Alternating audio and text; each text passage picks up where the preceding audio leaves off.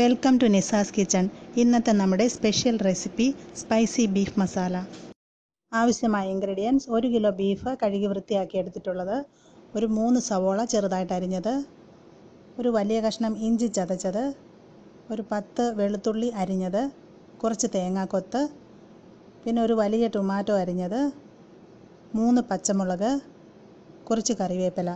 പിന്നെ ആവശ്യമുള്ള പൊടികൾ: 3 സ്പൂൺ കാശ്മീരി ചില്ലി പൗഡർ, ഒരു 1.5 സ്പൂൺ ഗരം മസാല പൊടി, 1.5 സ്പൂൺ മല്ലിപ്പൊടി, 1/2 സ്പൂൺ പെരിഞ്ജീരകത്തിൻ്റെ പൊടി, പിന്നെ 1 സ്പൂൺ മഞ്ഞൾപ്പൊടി, 1 സ്പൂൺ കുരുമുളക് പൊടി, ആവശ്യത്തിന് വെളിച്ചെണ്ണ, ഉപ്പ്, പിന്നെ 1 സ്പൂൺ വിനാഗിരി. ഇനി പ്രിപ്പറേഷൻ എങ്ങനെയാണെന്ന് നോക്കാം. ആദ്യം നമുക്ക് ബീഫ് കുക്കറിലിട്ടൊന്ന് വേവിച്ചെടുക്കാം. അതിനായിട്ട് നമ്മൾ ചതച്ച് വെച്ചിരിക്കുന്ന ഇഞ്ചിയിൽ ഒരു പകുതി ഇതിലേക്ക് ചേർക്കണം. കുറച്ച് ഉപ്പ് ചേർക്കണം. പിന്നെ ഒരു 1/2 ഗ്ലാസ് വെള്ളം ചേർക്കണം. വെള്ളം അധികം ചേർക്കേണ്ട ആവശ്യമില്ല, ബീഫിൽ ഓൾറെഡി വെള്ളം കാണും.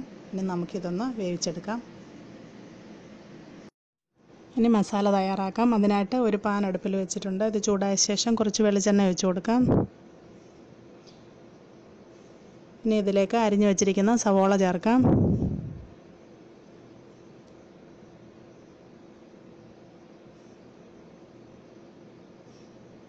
ചതച്ച് വെച്ചിരിക്കുന്ന ഇഞ്ചി ചേർക്കാം. വെളുത്തുള്ളി കൂടെ ആഡ് ചെയ്യണം.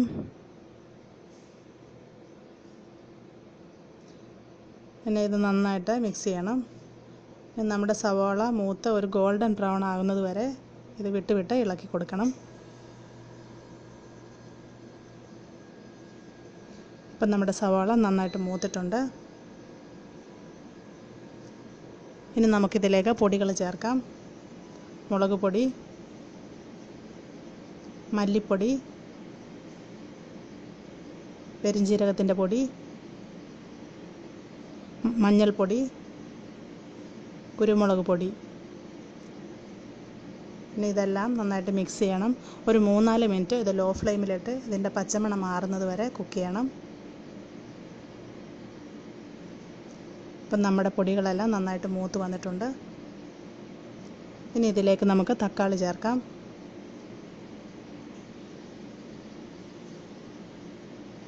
പച്ചമുളക് ചേർക്കാം. കറിവേപ്പില ചേർക്കാം. ഇനി നന്നായിട്ട് ഇളക്കി യോജിപ്പിക്കണം.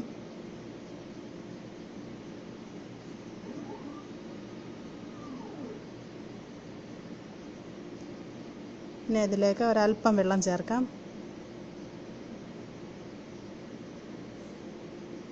ഇനി നമുക്കിതൊന്ന് നന്നായിട്ട് ഇളക്കിയ ശേഷം മൂടി വെച്ച് കുക്ക് ചെയ്യാം.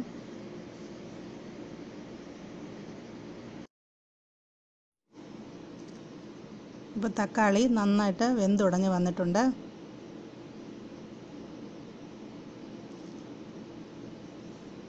ഇനി നമുക്കിതിലേക്ക് വേവിച്ച് വെച്ചിരിക്കുന്ന ബീഫ് ചേർത്ത് കൊടുക്കാം.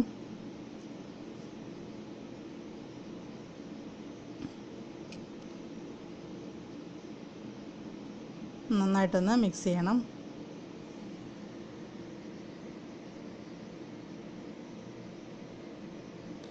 ഇനി ഇതിലേക്ക് പൊടിച്ച് വെച്ചിരിക്കുന്ന ഗരം മസാല ചേർക്കാം. 1 സ്പൂൺ വിനാഗിരി കൂടെ ആഡ് ചെയ്യാം.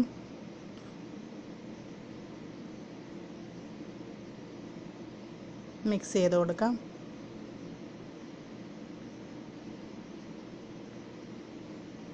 ഇനി നമുക്കിതൊന്ന് മൂടി വെച്ച് ഒരു 3-4 മിനിറ്റ് കുക്ക് ചെയ്യാം.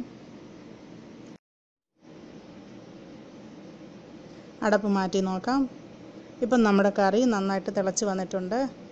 ഇനി നമുക്കിതൊരു 3-4 മിനിറ്റ് കൂടെ അടപ്പ് തുറന്ന് വെച്ച് കുക്ക് ചെയ്യണം. ഇതിൻ്റെ ചാറ് വറ്റി ഗ്രേവി ഒന്ന് കുറുകി വരുന്നത് വരെ കുക്ക് ചെയ്യാം. നമുക്ക് തേങ്ങാക്കൊത്ത് എണ്ണയിലിട്ടൊന്ന് വറുത്തെടുക്കണം.